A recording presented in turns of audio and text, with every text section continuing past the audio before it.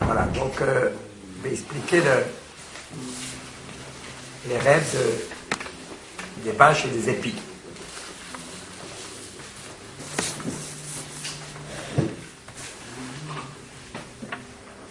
Alors, pour pouvoir comprendre ce rêve, les éléments du rêve, on peut remarquer certaines différences par rapport ce que représentent les vaches, ce que représentent les épis, ce que représentent les 7 bonnes années, les 7 moins bonnes. Alors qu'est-ce qui est marqué Sheva Parot, les 7 vaches, donc les bonnes, Sheva Shanimena, ça symbolise 7 années. Les Sheva Shibonim et les 7 épis, Atovot, les bons épis, plein. Sheva Shanimena. Donc c'est Yosef qui est en train d'interpréter le rêve en disant que ça représente 7 années. Et puis il dit Ine Chalom Echadou. Il dit que c'est en fin de compte, c'est un seul rêve. Bien que ça s'est fait en 2 épisodes, donc le rêve des vaches et ensuite le rêve des épis, mais en vérité, il y a une unité dans ce que représente le rêve. Ce n'est pas de rêve distinct. Donc il précise, Chalom Echad. C'est un seul rêve.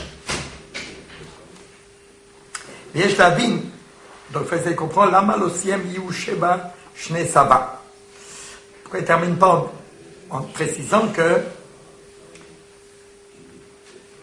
ces 7 années, non seulement c'est un seul rêve, mais en fait, qu'est-ce que ça représente? Ces 7 vaches grasses et ces 7 épis pleins. Pourquoi, pourquoi il ne termine pas en disant Yu Sheva Shne Sava? Que ce sera 7 années d'abondance.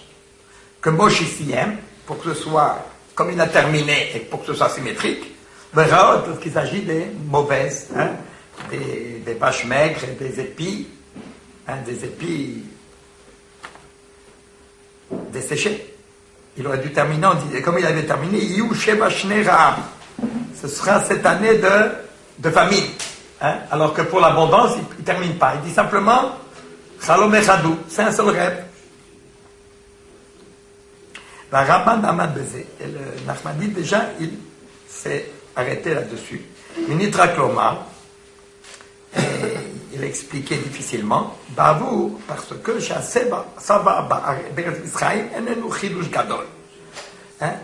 l'abondance en Égypte, c'est pas quelque chose de tellement intéressant, d'accord? Puisqu'il y avait le Nil, donc on n'a pas besoin de dire que ça c'est les 7 ce sera cette année d'abondance, ce sera comme si on va donner l'élan, l'interprétation d'abondance, ça c'est pas intéressant. Au contraire, ce qui est vraiment remarquable, c'est qu'il y a des années de disette. Ça, oui. C'est comme ça que Rabban l'explique. Mais c'est difficile. Zedochak, chez Sava Kazé, parce qu'une telle abondance, une telle. Chez Yé Maspik, les Sheva Shanim, que ça soit suffisant pour avoir de quoi manger pour cette année d'après. C'est incroyable. Non seulement en Égypte, il y a l'alcool à Ratzot Asmuchot, mais pour tous les pays voisins, c'est quelque chose d'extraordinaire. Chez Ayafaoui Laskiro, il a fallu quand même annoncer, ça ce sera cette année incroyablement riche. Donc c'est quand même pourquoi cette différence? Le Néré, voilà, il me semble. Il y a lieu de faire attention. Bon, encore une différence. Chez Béchem, un parotaraot, parce qu'il s'agit de 7 vaches maigres. Sheba Shibolim Arakot, et les 7 épis, qui sont maigres et. Enfin, Lo Amar Chalom Echad ou. Vide plutôt, Shibolim Arakot, c'est les 7 épis vides. Lo Amar Chalom Echad ou. Il ne dit pas, on ne précise pas du tout que c'est un seul rêve. Donc, c'est les épis et les vaches maigres, c'est aussi un même rêve. Alors pourquoi il ne dit pas Shalom Echadou comme au Shama Betovot? Pourquoi il ne précise pas que c'est un seul et même rêve en 2 épisodes, comme il a dit à propos des vaches grasses, pour les bons épis, les vaches grasses? Voilà. Alors ça, c'est déjà intéressant de comprendre ça. Hein? Pourquoi? Pour ce qui est... Hein? Pour que c'est l'abondance, alors on dit que c'est un seul rêve, les vaches grasses et les épis pleins, tandis que lorsqu'il s'agit des vaches maigres et des épis vides, comme ça, hein? Alors c'est pas marqué, on dit simplement que c'est cette année de disette. On ne dit pas que ces deux rêves n'en font qu'un. Pourquoi? Pourquoi, Marnou? Les gens m'expliquaient, disaient, pour tout cela, Chatobot, Shem Isitra de Gudusha, que les bonnes choses, Shem Isitra de Gudusha, qui sont du côté de la Gudusha, Iskir Aleem Shem Echad, parce que pour que ce soit une abondance et une richesse valable, il faut que ce soit dirigé dans le bon sens. C'est pour ça qu'il appelle ça la Gudusha. De toute façon, Hachem, il a créé le monde pour que ce soit pour le bien, pour la récompense, pas pour punir. Et donc ça, en vérité, c'est du côté de la Kedusha, à propos de Yosef et de ce qui s'est passé en Égypte. Iskir Aleem Shem Echad. Là, on a mentionné le fait que ce soit une unité, qui a toute imisifra de Kedusha. Par l'union, l'unité, ça fait partie de la Kedusha. Parce qu'en fait, il faut que tout soit cohérent et tout soit le signe d'Hachem. Donc ça, c'est l'union. Ça, c'est quelque chose qui sera en fait d'Hachem. Comme on l'a vu, quand il était en face de la montagne, c'est marqué que c'est un seul peuple, les Bechal. Donc l'unité, l'harmonie, la cohérence, ça vient du côté de la Kedusha, la sainteté. D'ailleurs, le Hémet, il n'y en a qu'un seul. Tandis que des chemins bifurcants, qui ne sont pas un mensonge ou une mauvaise réponse, tu donnes des milliers de mauvaises réponses. C'est un problème. Il y a une bonne réponse, et tous les autres, c'est des mauvaises réponses. Donc, l'union, l'unité, ça s'appelle Yisraël de Gdusha. Donc, le Sitracha, tandis que l'autre côté, qui dévie, Shimeme Nototatara, duquel vient la famille, puis les punitions, c'est négatif. Quand Chorban de Shememon, et toute destruction et désolation, et Manfin Bispardim. Ça, ce sont des branches qui s'écartent, donc qui se piroudent. Voilà, la piroude, c'est discordant. Al-Kei, c'est pour ça, Loïs Kiralem Shemechal. Là, on ne peut pas parler de l'unité des choses. Donc, il y a deux rêves, mais il n'y a pas d'unité. Ça va chacun dans sa autre sens.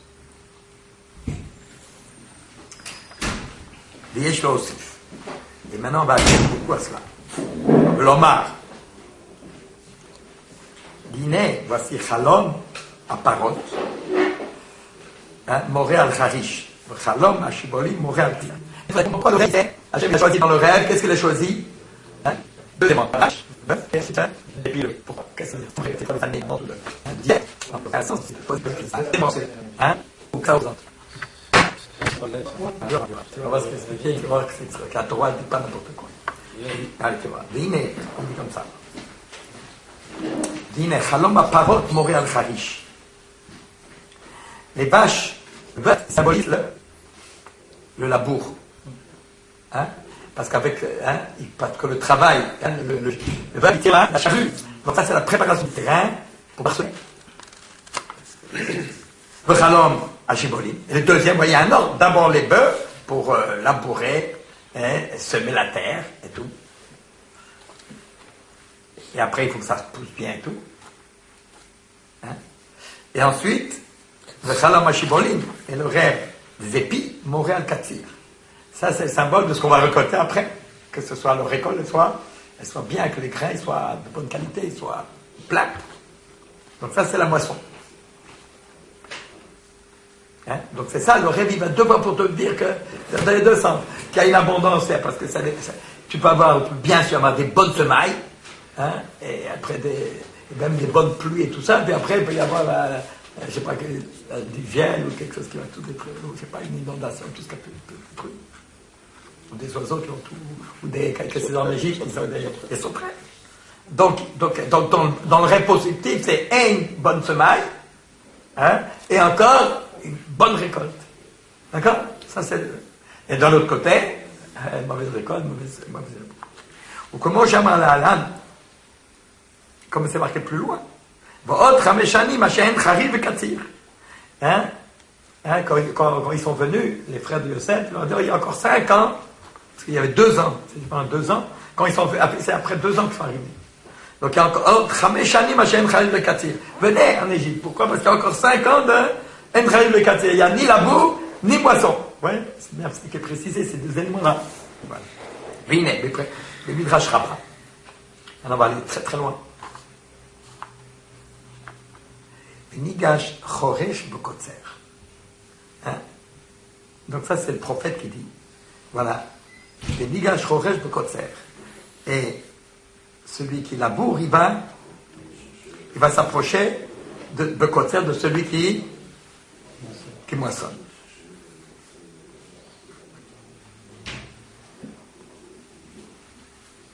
Donc ça c'est la bracha, c'est qu'on travaille pour produire, et puis tout après il y a toute la production, donc tout le temps on est occupé tellement, il y a tellement ça donc c'est productif. Alors le Midrash dit c'est quoi Nigash Choresh Bekotzer? Choresh c'est Yehuda. Qui c'est qui est appelé Choresh, le laboureur si vous voulez, le labour, c'est Yehuda. Bekotzer, qui c'est celui qui moissonne? C'est Yosef, ça c'est Yosef. Il faut comprendre pourquoi. Pourquoi Yehuda donc on voit bien que dans les Bnei Israël, il y a les 2 tribus, les 2 personnages essentiels, d'accord, qui centralisent tout, qui dirigent. Il y a 2 Melachim, si vous voulez, il y a Yehuda et Yosef.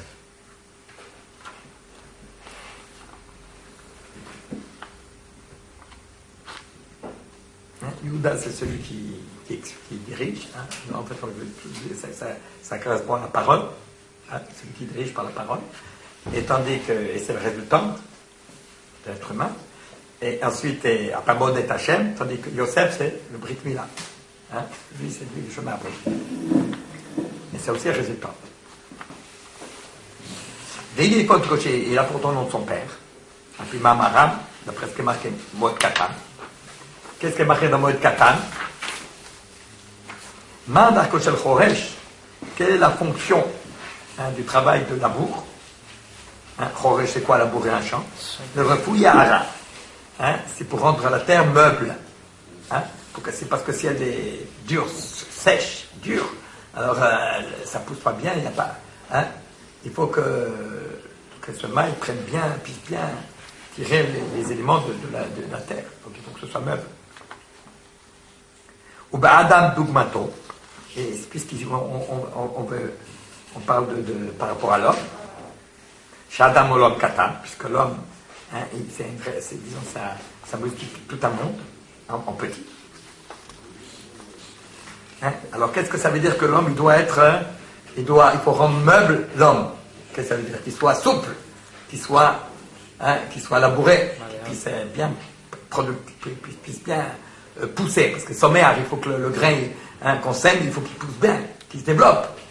Alors qu'est-ce que l'homme qu'est-ce qu'il doit faire pour se labourer, pour pouvoir faire pousser quelque chose de lui, pouvoir prendre toutes les substances intérieures en lui pour pouvoir bien faire monter les choses, soit productif. Alors c'est quoi? C'est le cœur. Lève nishma, lève batar, un cœur brisé et un cœur de chair. Et pour le contraire de lève even, d'un cœur en pierre. Comme chez Kantou c'est marqué, si roti et lève even, je vais retirer de vous un cœur de pierre, mitzachem de votre chair, natati lachem lève batar. Je donne donc un cœur de chair. Pourquoi nishma?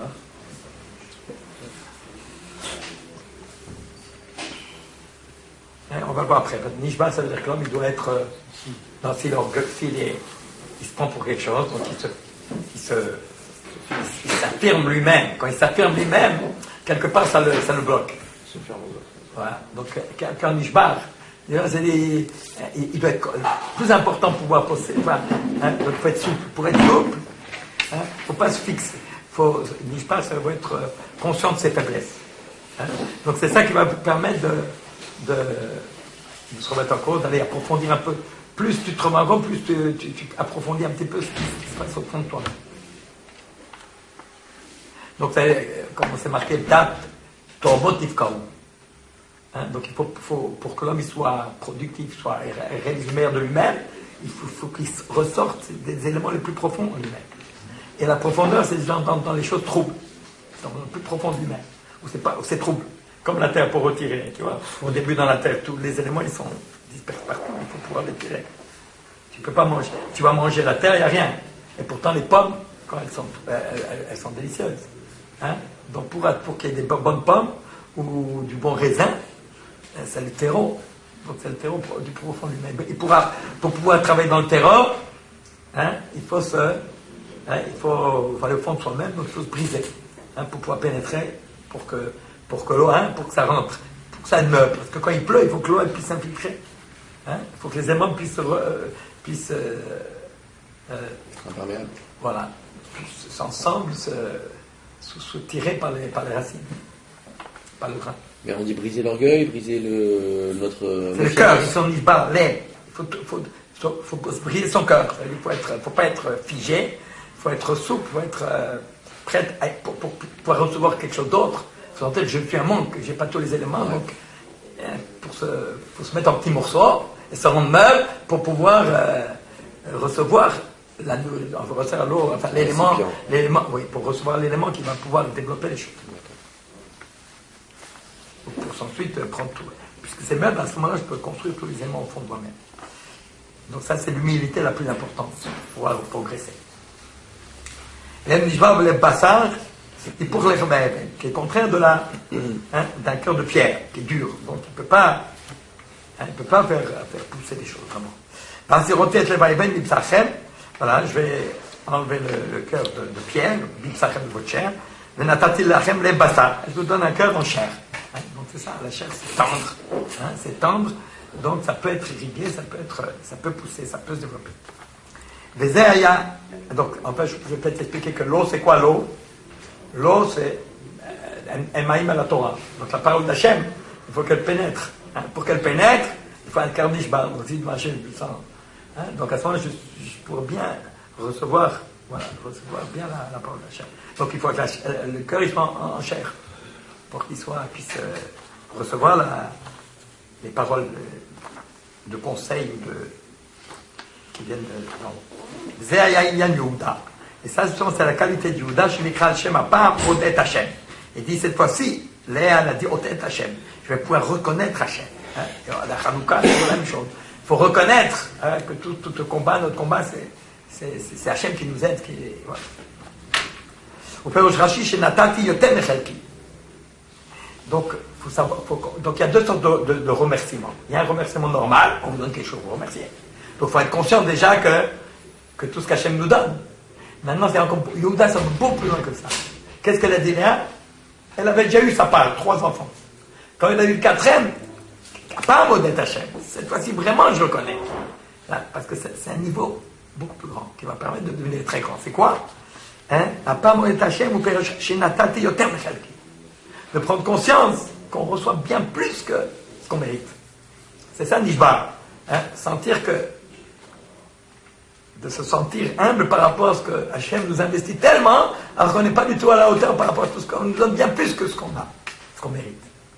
Donc si on est conscient de ça, on arrive à faire ressortir ça, comme ça nous permet c'est une madriga spéciale, de croire toujours qu'en fait, quand on m'apporte plus que ce que je mérite. Ça pour apprécier, c'est beaucoup. Il y en a qui ont l'impression qu'ils ne sont jamais assez. Il y en a qui sont contents de sommer à Brechelko. Là, c'est plus que ça. Sommer à, pas seulement Brechelko. Qu'Hachem lui a donné plus que ce qu'il mérite. Donc ça l'oblige à vouloir en faire plus. Ça, c'est une qualité qui permet d'être nichna, de s'écraser, c'est-à-dire d'être humble. Pas trop se fiche affirmer, de s'imposer, quoi.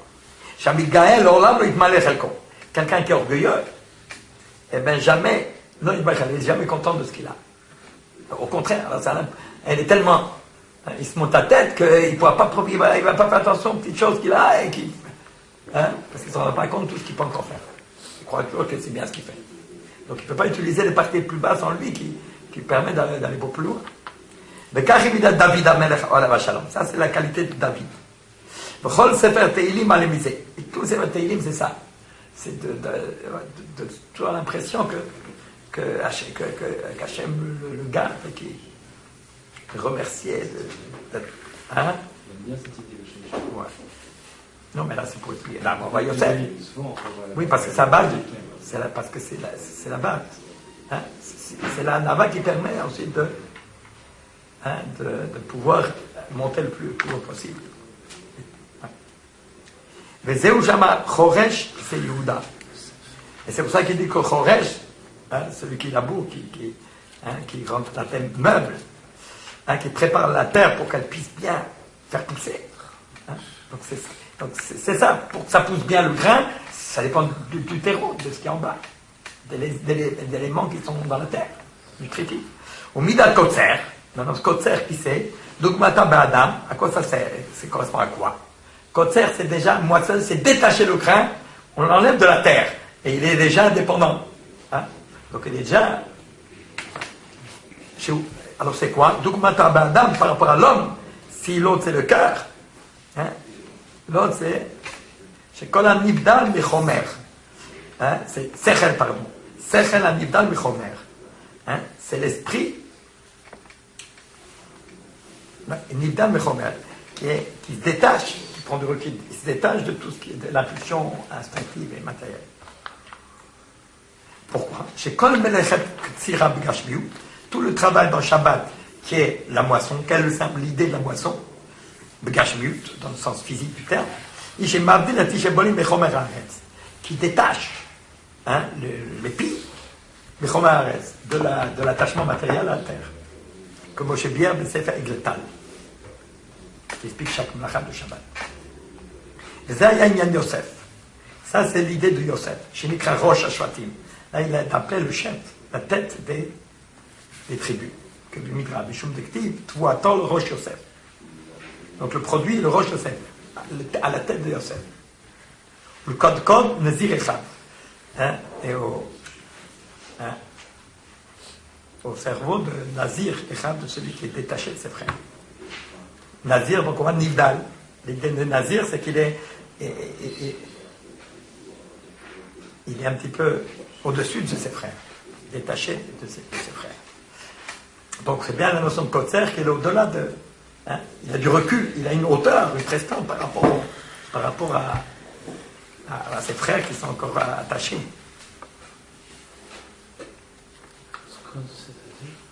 Kod, c'est le crâne. Le crâne. Donc ça deux sont roche et Kod. Désir et crâne. Non, parce que la tête, c'est la tête. Peut-être Kod Nazir et Chab. Nazir, c'est celui qui laisse posséder. C'est pas pour crâne. Sur le crâne, il y a les Nazir. Le Nazir, c'est à travers le crâne.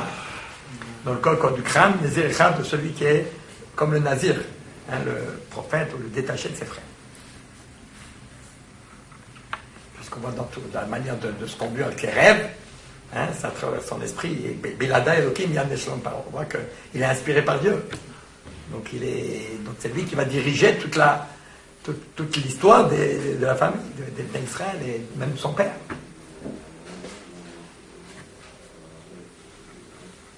Donc la trame, c'est Yehuda et ses frères, ceux qui se trament, ça pousse en eux, quoi. Ils doivent se labourer pour faire pousser, pour sortir les substances du plus profond de la terre. Et Yosef, c'est déjà le produit fini qu'il faut détacher, qu'il faut détacher. Donc tu vois de haut.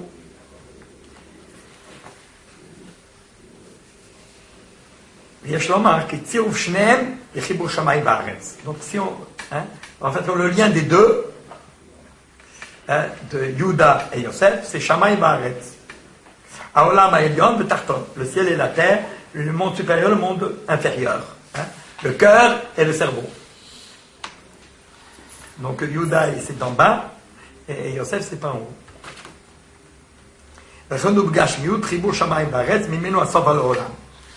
Et ainsi, dans le monde matériel, le lien entre le ciel et la terre, ça symbolise le Mimenu Asova Olam. C'est ça qui apporte une bonne harmonie entre les deux. Mais Asova Olam, c'est ça qui va apporter la richesse et la satiété et l'abondance dans le monde. Comme c'est marqué dans Shaya. שיענה את השמיים והם יענו את הארץ. Moi je vais faire répondre le ciel, והם יענו את הארץ, et eux ils feront répondre la terre. וכן היה נעמי חיבור יוסף בשבטים, et ainsi, il y a le lien entre l'union qui devrait être faite entre Yosef, Bashvatim et ses frères et ses tribus. Chez Borosham Yehuda, et dans les 11 autres frères, Ashvatim, chez Borosham Yehuda, leur dirigeant, qui a leur tête, c'est Yehuda, chez Ochibur Shammai Baaret. En fait, qui c'est qui fait le lien? C'est Yehuda qui fait le lien entre la terre et le ciel. Donc il fait l'intermédiaire Yehuda entre Yosef et ses frères.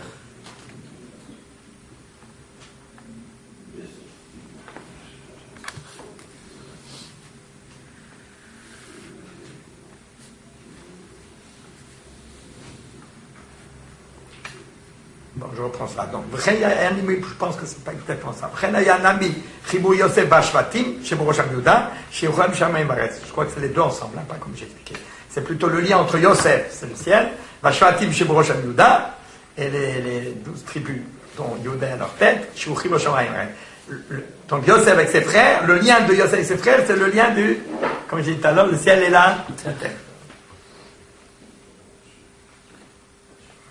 Et le résultat de tout cela, il y a des sibat sova gadol shai Mitzrayim. Donc ça se manifeste à des sibat sova gadol shai Mitzrayim, par le fait que ça a été la cause et l'importance de sova gadol shai Mitzrayim, cette grande richesse, cette grande abondance qui peut se manifester en Égypte. Shayadai limkor tuvoa l'artot acherot, qui était tellement grande, ce shepa, cette abondance que c'était suffisant pour vendre du produit, la récolte, non seulement en Égypte, mais sur toute la terre entière.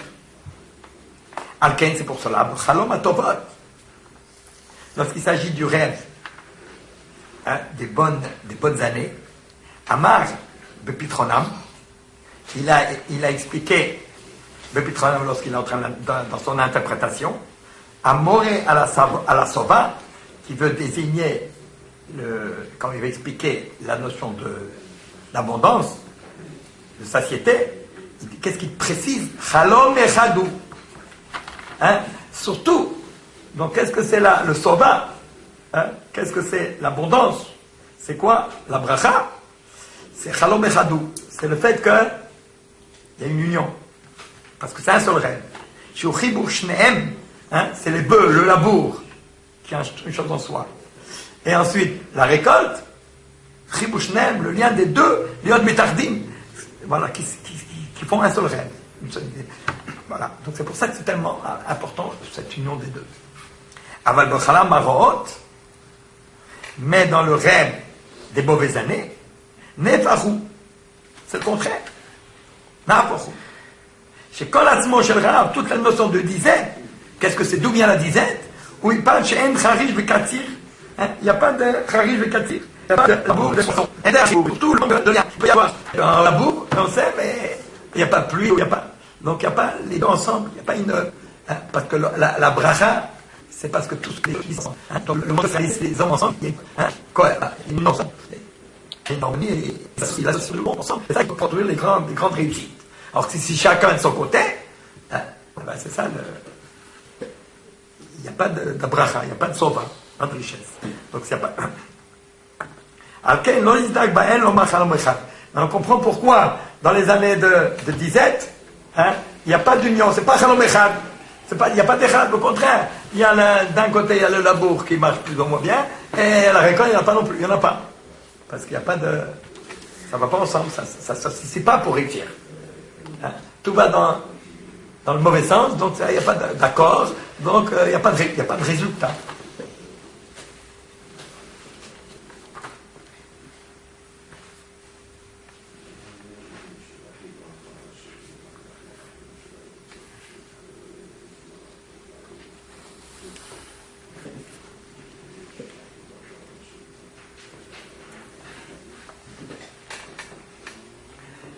Peut-être on peut, en vérité, on peut aller encore un peu plus loin. Maintenant, Chalom Echadou, en vérité, ça va beaucoup plus loin que ça. Parce que d'après ce qu'elle expliquait, donc Echad, l'unité, l'union des deux rêves, hein, donc ça c'est le côté positif, dans la mesure où hein, c'est deux parties, c'est le ciel et la terre et le ciel, ou plutôt le labour, qui est la préparation de la terre, qui est nécessaire pour qu'après, il y a la grande réussite, c'est parce que ça va ensemble. L'un prépare pour l'autre, et l'autre, hein, et la pluie, elle vient pour faire, hein, pour donner une réussite là-dedans. Parce qu'il va pousser au fond de la terre, de tout ce qui se trouve, tous les éléments qui se trouvent, de richesse qui se trouvent dans la terre. Et les deux ensemble, ça fait réussir. Hein, ça, c'est Chalom Echad. Tandis qu'après, non. Dans la dizaine, c'est que ça c'est pas de sens. Ça parle de pluie qui doit faire pousser, donc il ne rit pas, ça ne marche pas, donc il n'y a pas de vision. Mais en vérité, moi je crois qu'on peut aller encore plus loin. C'est Chalom Echad. C'est Chalom Echad, c'est un seul rêve qui a été dit pour les bonnes années. En vérité, c'est Yosef qui en fait un rêve même pour l'ensemble de tout ce qui se passe. Grâce au Chalom Echad du début, Chalom Echad, même la dizaine, elle devient positive. C'est ça que Chalom Echad. À travers ça, c'est Chalom Echad. Tout devient Echad. Pourquoi? Ben, ça, c'est le sort de Yosef. C'est que le sort de Yosef, hein, c'est beaucoup plus que cela. Quel est le sort de Yosef? Maintenant, on va essayer d'élever, ça c'est pas marqué, mais d'élever le sujet. Qu'en vérité, le rêve de Pharaon, c'est quoi? C'était la vie de l'homme. Si on ne voit que le matérialisme, donc il y a une période d'abondance, on est jeune, on profite de la vie, on voit que le présent. À ce moment-là, c'est très bien. Donc il y a une grande vie, on peut profiter de la vie. Hachem nous donne une yeshefa, Hachem nous donne une grande bracha. Et après, qu'est-ce qui se passe? Après, il y a les années de dizaines. D'accord? Et c'est ça qui a bouleversé Pharaon. Parce qu'Hachem lui a montré le sort de la vie. Et tout le monde lui a expliqué, mais il a dit, c'est ça la vie. On profite de la vie à fond, tout. Puis après, la dizaine, on vieillit, il n'y a plus rien, c'est la mort et tout, il n'y a plus rien. D'accord? Après, il y a d'abord l'abondance, et après, il y a voilà, on perd, il y a la dizaine. D'accord? C'est ça qui a bouleversé. Mais pour tout le monde, c'est dur. C'est tout le monde comme ça. Non. Pour Yosef, non. Pour Yosef, non? Ah ben c'est ça le sort de Yosef. Mais... Le sort de Yosef, c'est le sort d'Israël. Écoutez-moi bien, parce qu'on n'a pas le temps, ça c'est plus intéressant d'expliquer maintenant. Le sort de Yosef et d'Israël, c'est quoi? Yosef, Hachem lui a donné une bracha extraordinaire. Des qualités, des capacités extraordinaires, Yosef. Malchut, tellement grande, son père lui a mis un habit, tout le monde était jaloux. Le Maral, il dit dès le départ qu'elle est un autre Yaakov, Yosef. Yaakov, c'est le Mifra Shebo, c'est le plus élevé des patriarches.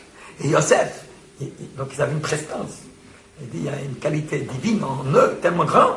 Dans Yaakov, et bien Yosef est la même chose. C'est pour ça qu'il était jalousé, parce qu'il y avait quelque chose de... Hein, donc c'est extraordinaire, Yosef. Mais la grande... Donc Hachem lui a donné une très grande shefa. Une réussite extraordinaire. Hein? Mais cette réussite exceptionnelle, comme Yaakov, eh ben, il y a des tsarots. Ça veut dire il y a des épreuves. Donc il y a la grande richesse, puis après il a été esclave, il a été vendu comme esclave. Non seulement il va devenir esclave, mais encore même lorsqu'il ne se laisse pas entraîner, il se maîtrise. Non seulement il n'est pas récompensé, ça c'est la plus grande épreuve de Yosef, c'est ça. Non, c'est pas il n'est pas récompensé, mais encore l'emprise pour la maquette.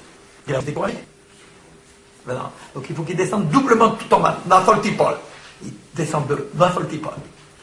Hein? Donc n'importe quoi, pour le cas d'Israël, une défi complète. Et c'est ça, et la grandeur de Yosef, c'est même quand il est descendu encore plus bas, par la mitzvah, et ben, on le voit, il a encore Mouslach. Mais c'est pas des qualités intrinsèques, ça? C'est incroyable. Donc le saut de Yosef, c'est, il descend jusqu'en bas, et il remonte encore. Et d'un seul coup, bon, il a fait 2 ans de patience, parce qu'il a paniqué un peu à la fin, mais après, c'est près de 2 ans, il sort vraiment de la prison tout en bas. Biladaï, c'est pas moi, c'est Hachem qui m'inspire. Pas ce qu'il faut faire. Il va donner une leçon à Pharaon. Mais ça, c'est pas des... Ça fait de Dieu, de Dieu.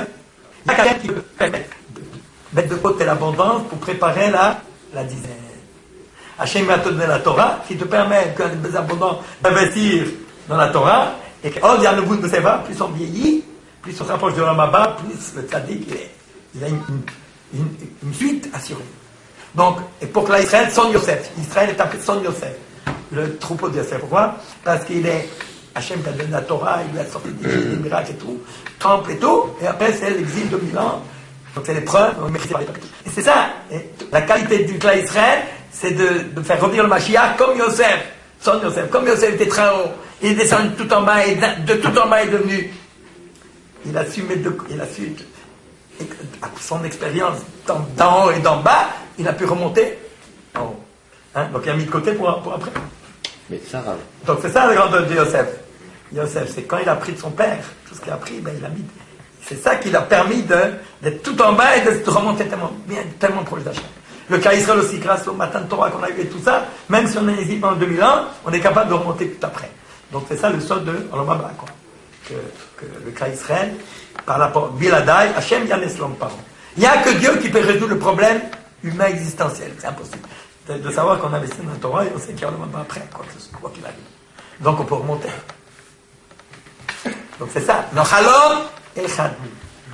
Echadou. Quand elle compte, c'est un. Donc la vie, au contraire, pour remonter au sommet des sommets, n'importe quoi. Donc il faut descendre très très bas. D'abord il faut avoir prendre conscience du Shefa, qui est une grande richesse, et savoir quel est le sort de Yosef en 2 mots. Hein, c'est qu'il a dit, voilà, comme Yere Chacham Benavon, qu'il soit qui voit le futur, qu'il soit intelligent pour savoir utiliser l'abondance, investir l'abondance pour le garder, pour que ça ne pourrit pas, pour que le moment disait, je puisse avoir de quoi manger. Voilà. Donc c'est ça, le saut de Yosef, c'est de garder, d'utiliser, bien profiter des années d'abondance pour pas que mettre de côté pour après. Être d'être, comme on dit, prévoyant. C'est une qualité extraordinaire de Yosef. C'est ça le sort qu'il a dit. C'est ça le sort qu'il dit à Pharaon. Voilà. Moi, je vais te dire comme il faut. Il faut savoir. Après, il y a les dizaines. Les 7 années dizaines. Donc Hachem, il te montre ça pour que tu prennes des dispositions. Pour que garder toute abondance, elle reste. Donc la Torah, c'est qu'une assurance vie, alors c'est que ça, la Torah. Que ça. Est-ce qu'il y a mieux que Etzraïm? Est-ce qu'il y a mieux que Torah Traïm, que la Torah de vie? C'est ça la vie. La vie, c'est t'enrichir ta personnalité pour mériter un baba. Qu'est-ce que c'est Olamazé? Olamazé, c'est de mériter, c'est de développer tes capacités qui vont permettre le Ramban, il dit qu'est-ce que c'est le Olamaba? L'Olamaba, c'est un monde qui a été créé pour que tout ce qu'on a développé dans ce monde-là, les vraies valeurs qu'Hachem nous permet de faire la Torah, elles nous enrichissent, et l'Olamaba, c'est le monde qui est fait pour mettre en valeur ce qu'on a, l'élément qu'on a travaillé. Toute sa vie, on a travaillé pour quelque chose, mais mitzvah bar yolma leka. Mais il n'y a pas de quoi faire valoir les mitzvot dans ce monde-là. Donc l'Olamaba, c'est quoi? C'est le monde qui est exactement fait pour mettre en valeur les vraies richesses qu'on a investies dans ce monde-là. Et c'est ça Yosef Hatzadik. C'est ça Yosef. Yosef Hatzadik, c'est ça Kotzer. Kotzer, ça veut dire le produit, il ne va pas le laisser sur la terre, pourrir. Il va le mettre de côté, il va garder le bon, et il va le mettre de côté pour le vrai, Nigdal. Il va développer en lui l'élément de Nigdal, qui est au-delà du bon matériel qui est éphémère. Et il travaille sur le Olam Haba, qui est un Olam Nigdal, qui est détaché. Shabbat, c'est détaché de la semaine. Donc c'est quelque chose d'élevé. Yosef Hatzadik, c'est mis Prinat Shabbat, comme on dit. Et comme il y a Moussa, il y a un élément plus dans Shabbat, c'est cet élément qui vient jusqu'à Olam mais dans Olam Haba. Donc, Chalom Echadou. Vous savez, Echadou, pas seulement Echad. Echad, c'est un système, Chalom Echad double. Non seulement il y a une union pour que ça réussisse, il faut que tout le monde s'en sorte, mais pour que ça réussisse, même le côté qui viendra après, qui sera tout le côté négatif qui en soit, les épreuves et le manque et tout ça, ça aussi, Echadou, c'est un avec la richesse. La vraie richesse, la plus grande richesse, c'est celle qui passe par l'épreuve. Yosef, il est grand, Yosef, il va rajouter. Comment il va rajouter? Yosef, parce qu'il a su mettre en valeur ses qualités dans quoi? Le grand Yosef, c'est quand il était vendu comme esclave, c'est quand il a été éprouvé par la femme de Potiphar, et quand il a été éprouvé par le fait qu'il a tenu l'ami sans l'ami dans le destin encore plus bas, et encore là, il habite en Hachem, il est avec Hachem, et qu'il est prêt. Voilà, c'est ça qui va permettre de résoudre le problème. Que la vie, toute la vie, elle est riche, parce que doublement. Yehuda n'aurait pas pu faire cet avoda.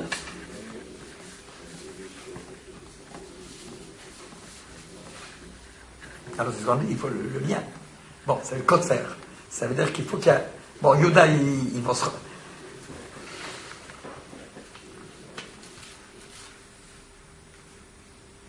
À ce stade-là, non. Bon, on voit que Yosef, il prépare, il montre un exemple. Hein, donc maintenant, et Yehuda, ils ne sont pas encore. Donc ils ont encore besoin de la grandeur de Yosef. Bon, c'est pas développable, c'est pas ici le sujet, mais en vérité, ça veut dire que plus tard, quand les Bnei Israël, ils seront le peuple d'Israël et tout ça, c'est sûr que Yehuda, il sera plus important que Yosef. Mais au départ, hein, quand ils n'ont pas encore leur maturité, donc c'est sûr qu'il faut Yosef pour les élever, puisque toutes les qualités qui se trouvent dans ses frères, on les trouve en petit chez Yosef. Hein? La royauté, il était roi. La sagesse de Issachar, il était Ben Hakimoulo.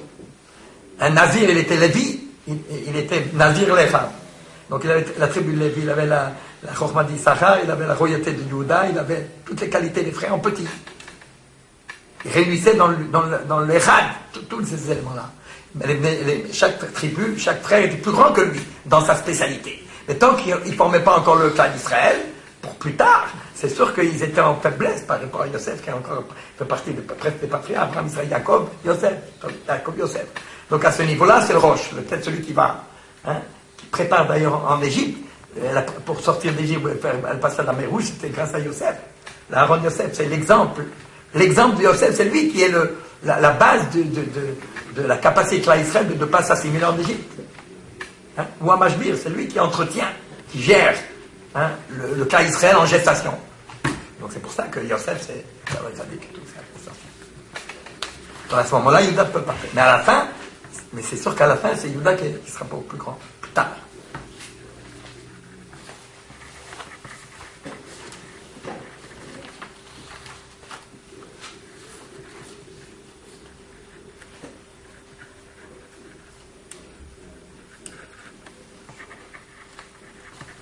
De toute façon, même Yehuda, David Amel et Rabachin, on dit que David Amel dit Tola de Loïch, c'est-à-dire que lui, sa grandeur, c'est quand même de se sentir dépendant de tout ce qui a été fait avant, quoi.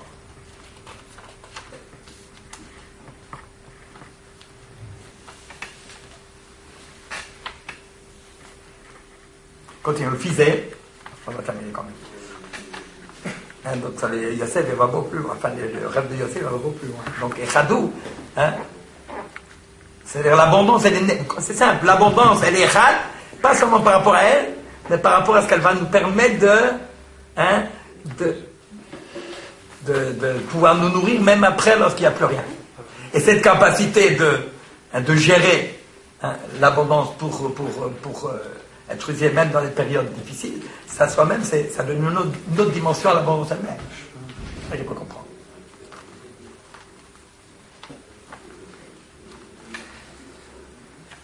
ולפי יש לומר, דהיינו נמי תמה דלא סיים בטובות, יהיו שבע שני סובה. Alors, il y avait la deuxième question, c'était pourquoi? On avait dit que cette année de disette, c'était précisé. Sheva Shne Raab. C'était marqué les 7 années de famine. Tandis que pour les années d'abondance, pas marqué. C'est juste marqué Chalom Echadou. C'est un seul règle. Alors, Aïnunama Tama de l'Osiem Tovot Yusheva Shnesam Soba. Pourquoi c'est pas précisé pour les bonnes années? Ce sont 7 années d'abondance. Pourquoi? Chez Ma'achan Shama Chalom Echadou, le fait qu'il a dit, d'après ce qu'on expliquait avant, Chalom Echadou, que c'est un rêve qui unit justement le labour, l'association du bœuf avec du labour avec la moisson. Déjà en soi, ça, tout est compris là-dedans. Vadraba, donc déjà le fait du Chalom Echadou, ça veut dire la bracha, ça veut dire la réussite totale. Vadraba, au contraire, Imayam Sayem, si on avait on aurait terminé et précisé. On aurait pu comprendre que c'est simplement les années d'abondance, de satiété. J'aurais pu comprendre, c'est juste la récolte est bonne. Ce qui nous intéresse, c'est pas les années de RIC, les années de Sova. C'est pas le Sova. C'est d'avoir une nouvelle. Et qu'est-ce que c'est le Sova? Ça vient de Sheva, de 7. Pourquoi 7? Alors c'est ça. Parce que justement, c'est pas matériel. Alken l'osiem, c'est pour ça qu'il n'a pas voulu le préciser. Pourquoi? L'orot, pour bien nous montrer, chapitraron, que la vraie interprétation est la shoresh. C'est la racine veikar, l'essentiel. Chez Mimenu Basova. Mimela. C'est pas la conséquence qui nous intéresse parce qu'il y a l'abondance. Ce qui est important dans le rêve, c'est de comprendre d'où vient l'abondance. C'est quoi l'abondance? Qu'est-ce que c'est le sova? Hein? Comme on dit, Jéhoachir, Somea Bchelko. Quel Bchelko? Somea Bchelko, c'est quelqu'un qui est insatisfait parce qu'il arrive à sa propre plénitude lui-même. Parce qu'en lui-même, il se sent cohérent, entier dans tout ce qu'il a en lui. Il met en valeur. Donc c'est ça. Allah est bien. Donc c'est ça. Donc il faut aller à la racine. Donc c'est quoi? Quel est le shoresh et l'écart? D'où vient l'abondance? Hein? Donc c'est pas l'abondance qui nous intéressait. Le shoresh, la racine c'est quoi? C'est chalom et chadou. Hein? C'est parce que tout ce qu'il a vu, les vaches grasses et la moisson de grains pleins comme ça, réussi, ça prouve que tout va ensemble, que l'homme, le travail de l'homme, parce qu'il y a echadou, tous les éléments correspondent à la chose pour laquelle ils sont faits pour pouvoir réussir. C'est ensemble qu'ils réussissent. Le début, la terre avec le ciel. C'est-à-dire Yehuda avec Yosef. Tout ça doit être ensemble. Le rêve, il veut dire on va dire plus que Yehuda doit être avec Yosef. Que tous les Bnei Israël doivent s'associer ensemble. Et se laisser diriger par Yosef en attendant pour pouvoir réussir. Oulaï. Et peut-être, c'est ce que je suis en train de dire, qu'il Nami, il a l'intention aussi de préciser le Pérouche, Pitrono, lorsque Yosef il interprète le rêve, Ali Tartout Yosef Vashvati. Il va plus loin que simplement la réussite dans le monde. Que dans le monde, il faut la terre et le ciel. Il veut l'élément qui pousse dans l'élément nutritif au fond de la terre, pour que ça pousse et ça réussisse bien après pour pouvoir bien moissonner avec une bonne récolte. Et c'est aussi l'union entre Yosef et ses frères. Les frères qui sont la terre, la richesse de la terre, et Yosef qui va permettre de faire pousser ça et de monter et de moissonner, d'avoir un bon produit. Oui. Il a dit un langage qui se comprend à plusieurs niveaux. Puisque Chalom Echadou, c'est Chalom Echad. On sent que la tzlacha, la bracha, c'est que tous les éléments ensemble sont bien associés pour avoir la meilleure réussite. Et c'est ça qui est important, la cohérence de tout ensemble. C'est le monde, alors le sol, si le monde n'y va pas, si tout à travers, ça prouve quoi? C'est parce qu'il y a une mésentente. La tour de Babel, c'est que leur projet, bien qu'il était au moment de toutes les révolutions, ils étaient tous allés ensemble, ça m'a vérité, le fond de la chose, c'est pas d'être ensemble, c'est pour après chacun tirer de son côté. Donc ça a l'air d'être ensemble, et ça, après ça va dans tous les sens. La tour de Babel. Alors que si Yosef et ses frères, s'ils suivent la d'Hachem, s'ils arrivent à mettre toute leur coopération ensemble, ça c'est vraiment Echad. Ça c'est la vraie réussite, c'est quand c'est Chalom Echadou. Donc c'est ça qu'il a, c'est pour ça que c'est marqué Chalom Echad. Pour les années de dizaine, il n'y a pas d'union, il n'y a que là. Les années de dizaine, c'est tout, et puis chaque année ça part. Il n'y a rien. Ça veut dire tous les éléments partent dans tous les sens, il n'y a rien, il n'y a pas de bracha. Tandis que lorsque si on comprend Chalom Echadou, on arrive à comprendre comment Hachem il veut qu'on mette les choses ensemble, à ce moment on voit une harmonie et tout, on s'inspire par l'unité Hachem, à ce moment tout, tout réussit. Voilà.